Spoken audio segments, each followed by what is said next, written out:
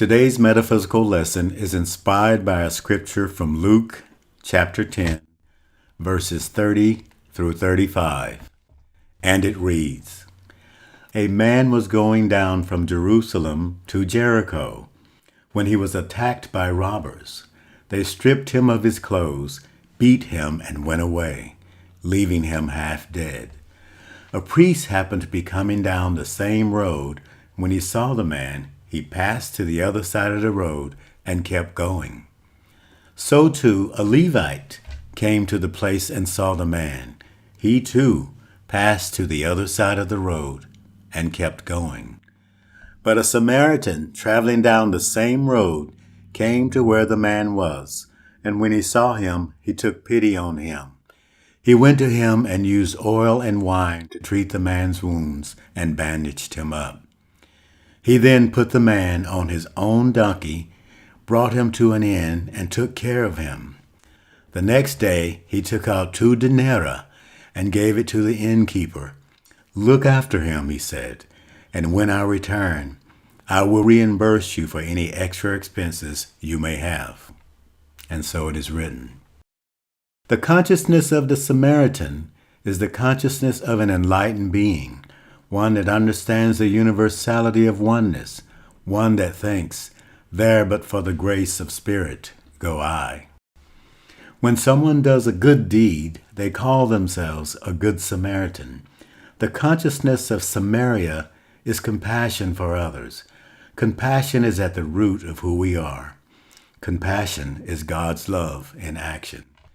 The Samaritan believes that we should take care of each other, that this world would be a much better place if we shared and worked together for the common good. I would hope that if any of my family or friends were traveling far away from home and had an incident such as the man in our lesson, that a Good Samaritan would come along and help them.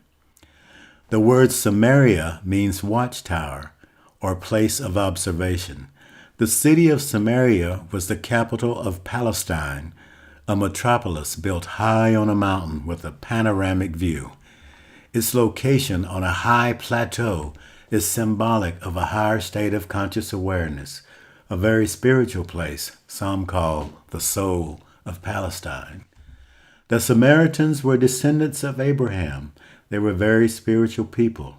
They had a greater awareness of the physical and spiritual laws of the universe and the divine purpose we play in its continued unfoldment. They understood that every man, woman, and child on this plane of existence is a child of the one God, and that we are all connected. They saw no difference in themselves and other people. There's a beautiful story recorded in the Aquarian Gospel of Jesus. It was a demonstration of the Samaritan consciousness. It was Jesus' 7th birthday, and his grandparents, Anna, you may know her as Saint Anne, and his grandfather, Joachim, asked what he wanted for his birthday. They told him he could have anything that he wanted. They asked him what would make this day special and memorable. Jesus responded, I am satisfied and content. I don't need anything. But what would make this day special is to throw a feast for all the poor boys and girls in the village. This would make me happy. There were many needy and hungry children in Nazareth who would love to come and eat with us and enjoy this day. The richest gift you can give me is your permission to go out and find these needy ones and bring them here that they may feast with us. His grandfather gave his consent. If this is what will make you happy this day, go out and find these needy boys and girls and bring them here. We will prepare enough for all. Jesus did not waste any time. He entered every dingy hut, cave, and stable and invited everyone he could find. In a little while, 160 ragged boys and girls were following him up Merriman Way. Merriman Way was the street Jesus lived on in Nazareth. The banquet hall was filled with guests. Jesus and his mother helped serve. There was enough food for everyone, and everyone was happy. To Jesus, this was the perfect birthday gift. This was the consciousness of the Good Samaritan, one of sharing, giving, and of service to others. People have separated themselves by status, race, creed, color, or earthly origins. This consciousness has caused a lack of empathy for others around the world. Human consciousness separates. Spiritual awareness connects all things and all peoples. Also, people used to believe that there were many gods, one for every race and tribe. There were many great masters in Egypt.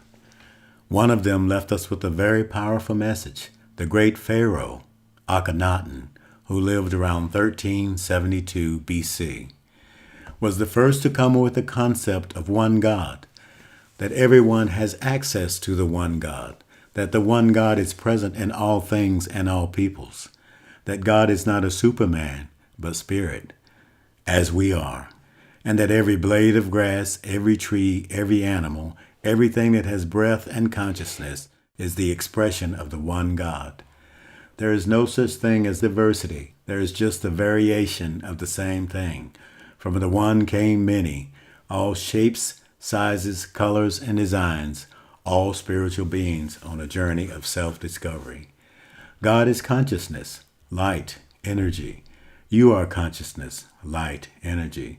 When we can see it in ourselves, we will begin to see it in others.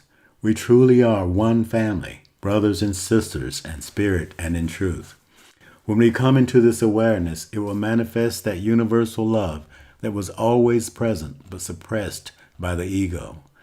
As each soul awakens to the inner truth of our nature, we will see a great change in this plane of existence. No more hate, meanness, and selfishness. Just peace with the knowing that we don't have to live in a consciousness of lack and fight with each other for survival. For the earth is rich and bountiful. There is enough for everyone.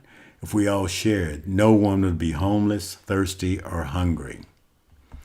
The Samaritans were a wonderful example. They demonstrated the goodness of spirit within each of us. So let the consciousness of the Good Samaritan awaken in you. Just imagine. Imagine all the people sharing all the world in peace. You may say that I'm a dreamer, but I'm not the only one. I hope that someday, soon, everyone will join me and the world can live as one. So let it be done. For additional lessons and meditation ideas, visit our website at www.meditatewnc.org. Thank you for joining us.